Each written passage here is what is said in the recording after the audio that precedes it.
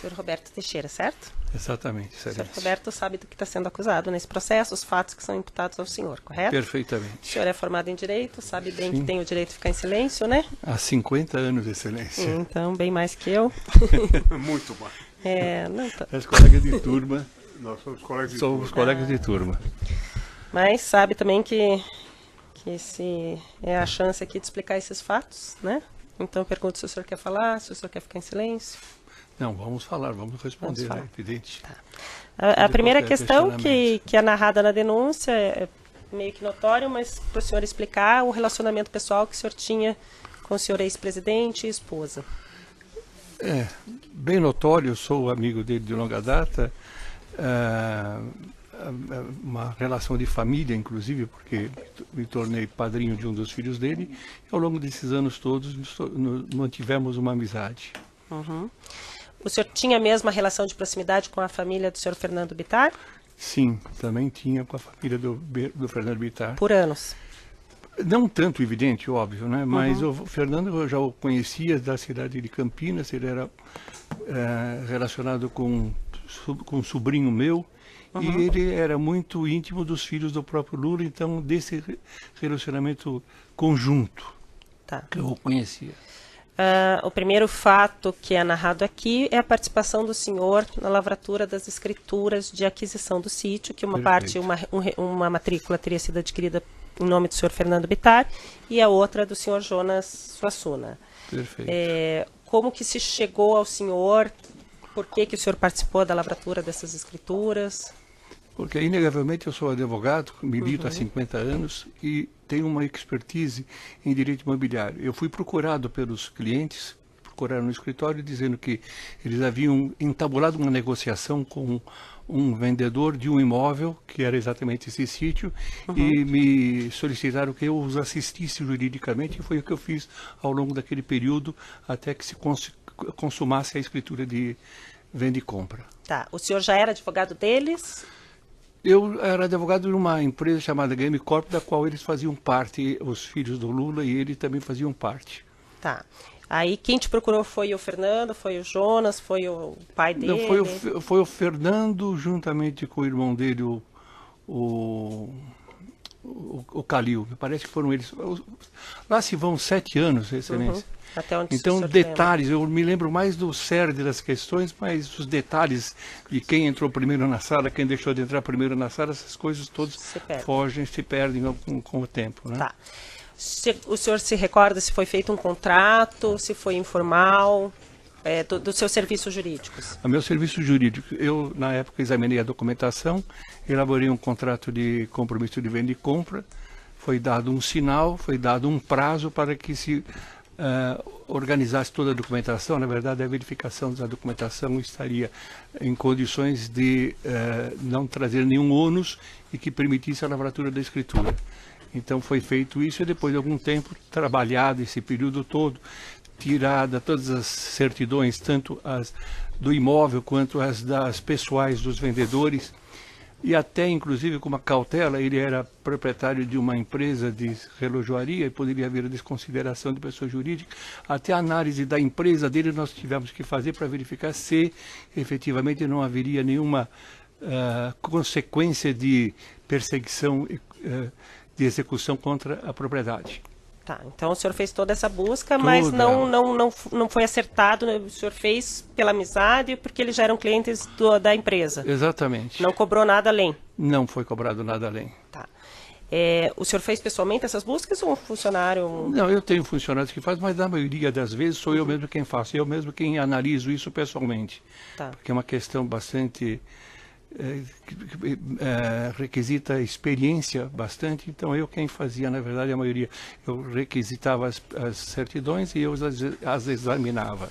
Os custos de escritura, de registro, foram de todos imposto... pagos por eles. Por eles, o senhor diz Fernando e Jonas? Pelo Fernando. Tá. Fernando e o Jonas. Porque o senhor sabe quem que chegou à decisão de que se pagam? Porque, segundo foi dito, a propriedade estava sendo vendida como um todo, 1,5 milhão, 1,6 milhão. Quem que decidiu qual ia comprar qual o valor que ia ser dado para cada um dos registros, se isso foi o vendedor, se foram eles? O imóvel, na verdade, é uma questão que passa desapercebida na maioria das pessoas, mas um imóvel, ele é encravado com o outro. Então, quando você trata duas escrituras, na verdade, você está falando de uma propriedade única, porque uma serve à outra. Então, não daria para você imaginar fazer a compra de um imóvel sem a outra. No mínimo uma certidão depois de passagem. Como? No mínimo teria que ter muito maior problema. Mas quem havia comprado e eu era o vendedor, ele já havia unificado essas duas propriedades. O que ocorreu é que o Fernando, da época, quando ele se dispôs a comprar juntamente com a família, com o Jacó, com a família dele, ele havia tentado vender um sítio que ele tinha em Manduri, colocou à venda. Ele imaginava que teria facilidade de vender e ocorrer depois, no caso, o pagamento desse imóvel. Isso não ocorreu, aí então ele chamou esse Jonas, que era sócio dele, para poder auxiliá-lo na aquisição. E a divisão de quem pagaria, quem ficaria com uma propriedade e outra, foi até uma decisão meio prosaica. O que um pagaria, que tinha de recursos, corresponderia à metade do outro, e as duas propriedades, uma correspondia em número de metros quadrados e metade da outra. Então foi uma divisão, assim, mesmo uma aleatória. tendo mais benfeitorias, o custo era... Não se imaginou benfeitorias, isso aqui ninguém, eu pelo menos na época não imaginei que pudesse haver essas diferenças de benfeitoria. Apenas foi uma divisão, uma coisa... como foi dessa forma, poderia ser de outra. Poderia ser ambos comprando conjuntamente, porque, como eu disse, as propriedades, a despeito de terem duas matrículas independentes, elas eram unas por conta da servidão. Uma encravada na outra. Eles te falaram na época com que objetivo que estavam comprando, o Fernando e o Jonas? Ah, sim, isso era público notório entre eles. Eles falaram que isso era para servir como uma chácara de recreação para a família. No caso, principalmente o Jacó Bittar. O Jacó Bittar tinha uma série de problemas na época já de doença, e eles estavam imaginando fazer com que o pai pudesse ter um local de lazer, principalmente, juntamente com a família e os seus. É mais ou menos isso que se tinha como informação. Tá. Maiores detalhes... Mas o Jonas entrou como investidor? O Jonas me pareceu que ele entrou na época, porque eu, como advogado, eu recolho a documentação, recolho as informações, procedo aos trabalhos técnicos jurídicos e também não fico perquirindo exatamente de que forma, qual a motivação, se ele viria ou não. Simplesmente eu sei que ele se prontificou a auxiliar, fazer esse pagamento daquilo que ele não tinha conseguido pela venda do sítio que era na cidade de Manduri, e eu sei que ambos participaram, compraram, estiveram no escritório, assinaram a escritura e pagaram todas as despesas relativas à lavratura da escritura. Do contrato, então o senhor já fez o contrato de compromisso de compra e venda e o senhor participou da lavratura da escritura? Sim.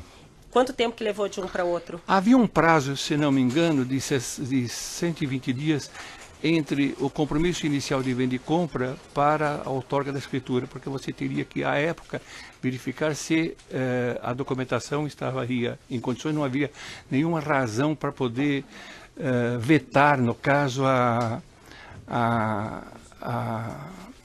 compra. Até um detalhe interessante, porque como se trata de um imóvel rural, a questão ambiental é fundamental. E naquela época eu descobri, quer dizer, diligenciei e localizei a existência de um decreto estadual, decreto 55.662, que havia criado 3 parques estaduais ambientais no estado de São Paulo, que era o Parque Estadual de Itaberaba, Parque Estadual de Itapetinga, Floresta Estadual de Guarulhos e o Monumento Natural Estadual de Pedra Grande.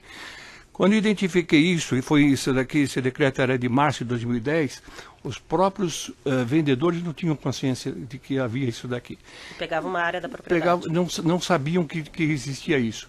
Há um só tempo, coincidentemente, eu também estava assessorando um outro cliente que tinha um imóvel na cidade de Bom Jesus dos Perdões. Então, dentro daquelas providências que eu havia tomado, de identificar e verificar se a propriedade estava em condições de ser lavrada de escritura sem trazer nenhum problema maior, identifiquei que aquele Parque Estadual de Itapetinga abrangia os municípios de Atibaia, Bom Jesus dos Perdões, Mairiporã e Nazaré Paulista. A área era 10.191 hectares. Então, na época, para se ter uma ideia das necessidades e preocupações que se tem, eu me lembro que na época, em outubro de 2010, eu havia encaminhado um e-mail para o advogado e para o vendedor Adailton, pedindo exatamente que ele regularizasse, oferecesse explicações sobre a regularização fundiária do imóvel do senhor Adalton, porque poderia estar pegando aquele imóvel lá. Certo? A despeito disso, depois eu contratei um engenheiro agrônomo, e ele então fez um levantamento e concluiu que efetivamente aquela propriedade não se encaixava dentro dessa área. Por pouco não foi vetado. Como eu disse, eu estava assessorando 2 clientes, no outro cliente de São Bom de Jesus dos Perdões, eu vetei porque a área estava envolvida. Então são cuidados como esses que a gente tinha que tomar. E esse engenheiro agrônomo que o senhor contratou, o senhor que pagou? Não, todas as despesas foram arcadas por eles. Do escritório, cada despesa que é efetivada, o cliente paga diretamente, ou se paga, eles ressarcem imediatamente. Tá. Eles, eu falo por todo qualquer cliente. É que o senhor não tinha um contrato com o Fernando Bittar ou com o Jonas Suassuna de assistência jurídica nesse caso concreto, né? Sim. Mas o senhor repassava, Excelência, então... mas eu não necessito escrever um contrato para saber que o cliente é capaz de cumprir, tem honra para poder cumprir isso. Aliás, porque eram valores menores, pequenos. Tá. Por exemplo, a lavratura de escrituras, as despesas todas, eles que deram os cheques diretamente, inclusive. Para o cartório? Para o cartório, para as pessoas que... Pagamento dos impostos. E o tabelionato era o que o senhor prestava, o senhor que prestava serviço para o senhor com mais habitualidade? Com mais habitualidade, porque era um escrevente que realmente era inteligente, capaz, entendia dessa matéria e facilitava. O senhor que escolheu porque já conhecia o trabalho? Porque já trabalhava para mim em outros assuntos. Tá. O senhor participou da lavratura, então, fez o contrato de compromisso de compra e venda, fez as escrituras. Quando Fernando Bittar se tornou proprietário do sítio, o senhor ficou sabendo que ele emprestou ou conversou com a dona Marisa, talvez com o senhor presidente, não sei, alguma questão de ir lá armazenar as coisas do senhor presidente? Sim, havia sido dito na época, eu me lembro que haviam conversado no sentido de que eles ofereceriam para o presidente para armazenar algumas das coisas que ele tinha dentro do... que teria direito a retirar do tempo que ele havia exercido a presidência da República, alguma coisa nesse sentido. Ia ser armazenado no sítio? Alguma coisa seria armazenada no sítio. O senhor chegou a visitar o sítio daí? Nesse sentido, não. Olhando essas coisas, não. Mas no sítio eu cheguei a visitar quando eu fui tomar essas providências todas de ordem ambiental. Tá, então antes do Fernando Bittar ser proprietário, o senhor foi visitar? Fui visitar para examinar essas questões todas. Logo em seguida, no final de 2010, o senhor chegou nunca aí? Mais... Nunca mais. Eu praticamente não tive mais nenhuma participação a partir do momento que lavrou essa escritura. O que de quando em quando eu visitei algumas vezes, passei lá pelo sítio para poder encontrar o próprio presidente, quando ele estava lá, ligava, falava assim: Roberto, você está indo para o teu sítio? Eu estou aqui no Fernando Bittar, você não quer passar aqui para tomar uma cerveja? Ele lá passava, tomava cerveja, batia pouco. Isso a partir de que ano, o senhor sabe? Com certeza depois de 2011, com certeza. Depois que o presidente saiu da presidência. Com certeza absoluta, antes nunca. A reforma que foi feita no final de 2010, começo de 2011, o senhor teve alguma participação? Nenhuma. Não sabe? Absolutamente nenhuma. O senhor nenhuma. ficou sabendo antes de sair na imprensa que uma parte da reforma tinha sido feita pelo senhor Bunlai, depois a Odebrecht assumiu? As informações que eu tenho são aquelas que eu li na imprensa, porque eu pessoalmente não tive nenhuma mais participação alguma lá. Tá. O senhor Emir Costa e o senhor Alexandrino, que são réus também nessa ação penal, falaram, o senhor Alexandrino disse que o senhor teria ligado para ele, pedindo uma reunião, para regularizar essa obra de reforma que foi feita no final de 2010 no sítio. Nessa primeira conversa, o senhor teria tido com o senhor Alexandrino. No segundo momento, ele teria levado o senhor Emir Costa, que era o engenheiro responsável pela reforma, no seu escritório, e que o senhor deu as orientações para o senhor Emir Costa do que precisava para regularizar. O senhor confirma que falou com o senhor Alexandrino, confirma que falou com o senhor Emir? Bom, antes de mais nada, deixa eu contextuar uma situação, pontuar uma situação. O Alexandrino, ele representa uma empresa, um grupo, e eu, enquanto advogado, sempre estive na parte adversa, sempre trabalhei contra. Contra, que eu digo, é na parte contrária. Nós tivemos pelo menos 3 embates jurídicos importantíssimos, um deles em relação ao polo petroquímico do Rio Grande do Sul, um outro fortíssimo que foi aqui em São Paulo, em relação a Quator, a Braskem e a Petrobras. Para você ter uma ideia, Excelência, tem algumas notícias, depois, se for o caso, eu posso apresentar. A Quator e a Braskem, eles não podiam nem negociar fusão por conta da decisão que nós havíamos obtido. Então, quando eu falo que eu estive trabalhando no lado contrário, não foi contrário a interesses da Odebrecht, não significava uma contrariedade simples, uma questão menor. Eram questões importantíssimas, de bastante repercussão dentro dos objetivos do próprio grupo empresarial Braskem.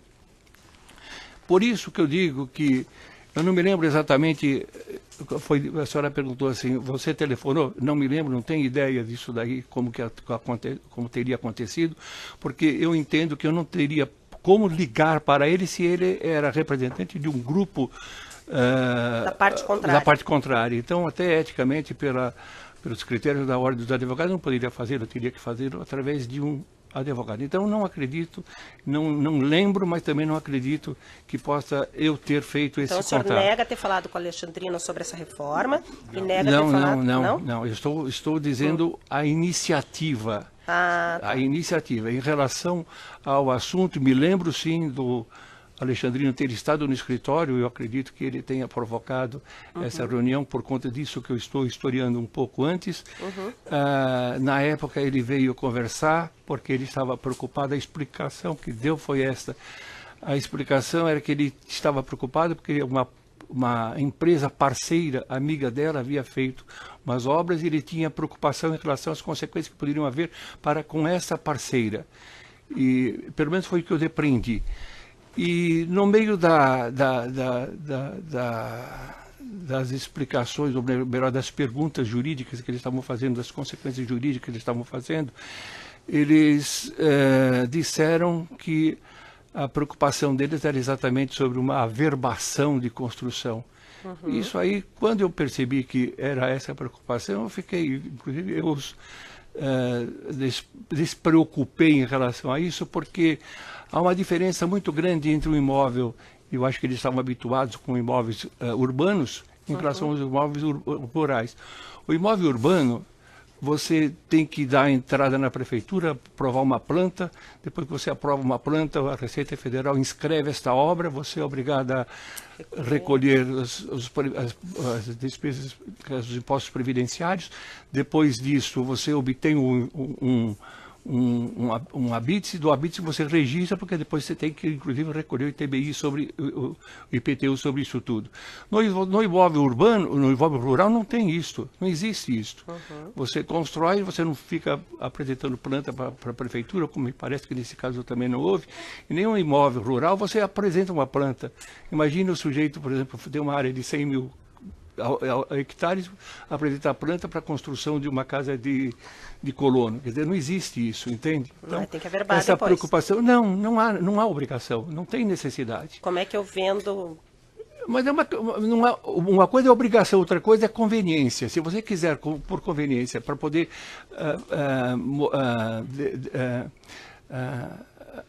deixar o seu imóvel, digamos, melhor avaliado, você pode até fazer um levantamento dessas questões todas que tem no imóvel rural. E aí você também analisa pasto, analisa tudo, quer dizer, uma coisa muito grande. Nesse caso, não havia essa obrigação. A preocupação que eles estavam tendo era exatamente esta. E eu despreocupei em relação a isso. Não existe essa obrigação nesse sentido aqui. Tá, mas aí o senhor ajudou em algum momento? Não, absolutamente não. O que eles falaram, a expressão que ele usou é o seguinte: como é que eu documento essa tua atividade dele? Foi muito simples. Isso falei mas em uma forma geral, em tese praticamente, porque eu não examinei documento nenhum. Você faz o quê? Você só pode... você tem que provar aquilo que você efetivamente executou. Naquilo que você efetivamente executou, você tem condições de elaborar uma nota fiscal que representa exatamente aquilo que a pessoa possa ter trabalhado em serviço ou venda de bens. É assim que a coisa funciona. Aliás, Excelência, deixa eu explicar uma coisa para a senhora. Este assunto, em nível de escritório, para mim, naquele momento, era de só menos importância, quer dizer, era uma coisa tão... Mas quando o senhor Alexandrino foi falar com o senhor sabia que era obra feita a pedido de Dona Marisa, no interesse do seu presidente? Não chegou a dizer absolutamente... Na propriedade não. O que ele chegou, ele já veio trazendo essa preocupação em relação, eu me lembro que ele usava sempre essa expressão, a empresa parceira. A preocupação dele era com a empresa parceira. Tá, então ele foi conversar com o senhor por qualquer assunto e fez uma consultoria jurídica. Fez uma consulta jurídica porque ele imaginava que na obrigação de averbar, eu como advogado do Fernando, e por eu ter providenciado toda a documentação, e no caso ter acesso à matrícula, eu que deveria tomar essa providência. E eu falei que não havia nessa Mas então o senhor sabia que era na propriedade do senhor Fernando? Eu sabia que era na propriedade do Fernando, sabia, com certeza absoluta. Mas que era a pedido da senhora Marisa? Não. A única coisa que eu sei era que era a propriedade do Fernando. Tá. O tempo todo do Fernando. Aliás, se há uma pessoa que tem certeza de que a propriedade era do Fernando, fui eu. O tempo todo, porque fui eu quem o assessorei na aquisição. Então eu tenho a mais absoluta e estou seguro de que a propriedade era do Fernando. Tá. Aí o senhor confirma que falou sobre isso sem saber que era o interessado, seria a Dona Marisa, o senhor ex-presidente, com o senhor Alexandrino. O senhor Emir Costa estava junto? Antes de mais nada, eu nunca disse interesse do presidente. Sem saber. Bom, eu falei que o senhor falou que não sabia. Não tinha. Isso que eu falei. Perfeitamente. Fez ele isso estava sem com uma saber. pessoa que depois eu soube, era esse Emir. Eu não lembrava mais dele. E se ele passar na minha frente, eu não vou lembrá-lo. Eu pouco falei com ele. Na verdade, a conversa foi com o Alexandrino e ele praticamente ficou ao lado fazendo uma outra pergunta. Mas o senhor deu orientação para fazer um contrato de prestação de serviço para o senhor Carlos do Prado, para emitir uma nota fiscal em nome do senhor Fernando Bittar? Excelência, eu sou advogado. Eu nunca pediria para um engenheiro fazer um contrato. Quer dizer, não tem sentido. Não, o engenheiro disse que o senhor fez o contrato e ele pegou a assinatura. Não, eu não fiz contrato. Não fez contrato de prestação de serviço? Não fiz contrato absolutamente nenhum, nada disso. E orientou que fosse emitida uma nota fiscal? Eu não. A única questão, em tese, que eu havia respondido foi que, porque me foi perguntado, para documentar um serviço, como é que você faz? Você tem que ter, primeiro, a existência do serviço, e aí você pode lastrear no serviço provadamente efetivado uma nota fiscal. Isso ele me perguntou, foi dito, talvez por causa daquilo que eu havia dito, que ele tinha preocupação com os aspectos da empresa parceira, talvez consequências fiscais, alguma coisa dessa, que também não chegou a verbalizar, eu também não perguntei. Aliás, foi um contato não tão longo, foi meio rápido até. Tá. E o senhor Emir Costa diz que voltou posteriormente ao seu escritório e que deixou com o senhor contrato assinado, nota fiscal de prestação de serviço e as notas que ele tinha de aquisição de mercadorias para essa reforma. O senhor Emir voltou ao seu escritório, entregou ao senhor, alguém do seu escritório, esses documentos? Não tenho lembrança absolutamente nenhuma, até porque se ele disse que devolveu, entregar, eu não costumo sair do meu gabinete para receber documento lá fora, em absoluto. Nós temos funcionários e assistentes para fazer esse papel. Então, eu não me lembro absolutamente de que ele possa ter feito isso, e com certeza absoluta não recolhi material nenhum, não passou pelas minhas mãos, notas fiscais, essas coisas, não tenho lembrança de absolutamente nada disso. O senhor Emir Costa ainda fala que algumas dessas notas que ele teria passado para o senhor foram encontradas na busca e apreensão no apartamento de São Bernardo do Campo do ex-presidente. O senhor, então, não passou nenhum Com documento certeza, para o senhor ex-presidente? Com certeza não. E ao que me parece, por aquilo que eu tenho lido ao longo desse tempo todo, essas pessoas todas tinham mais acesso ao ex-presidente do que eu mesmo. Essas pessoas que o senhor diz é quem? Alexandrino? O Alexandrino, pelo menos que ele tem dito que ele tinha mais acesso do que eu. Então eu nunca levei absolutamente documento nenhum desse ao ex-presidente, com certeza absoluta. Com certeza absoluta. Daí porque, inclusive, eu duvido que tenha sido entregue nas minhas mãos, com certeza não foi entregue nas minhas mãos, duvido que tenha sido entregue lá, mas eu não posso fazer uma informação porque, sei lá, Então o senhor não sabe nada sobre essa nota fiscal? Nada. Nota fiscal, com certeza absoluta, não tive com elas nas minhas mãos e com certeza não entreguei ao presidente absolutamente nada. O senhor Carlos do Prado, o senhor sabe quem é ou o senhor soube quem é? Soube, me deu a informação de que essa era a empresa, essa era a empresa... O terceiro, a parceira deles, que eles estavam preocupados com a situação dessa empresa. Era isso. Mas o senhor chegou a saber quem era Carlos do Prado? Não. Só a nota fiscal o senhor não viu? Não, também não. Não passou pelas minhas mãos. Nem orientou nada Nem orientei absolutamente especificamente nada a respeito disso. O senhor soube que estava sendo reformado o sítio seguindo as orientações da dona Marisa? Não, absolutamente nada. Não soube, naquela época o senhor não soube de nada. A única coisa que eu sei é aquilo que o próprio Fernando sempre me disse, que ele estava executando obras no sítio. Isso eu sei que ele estava executando obras no sítio. Foi encontrado também na casa do ex-presidente, na busca e apreensão, uma escritura em que constava que o Lula compraria por R$800 mil a propriedade do Fernando Bittar. Eu anotei aqui 7/12, pode ser que eu tenha errado, não sei se o senhor participou da redação, da criação dessa escritura de venda do Fernando Bittar para o senhor ex-presidente? Na verdade, era uma minuta uma minuta de escritura, uma minuta não se realizou.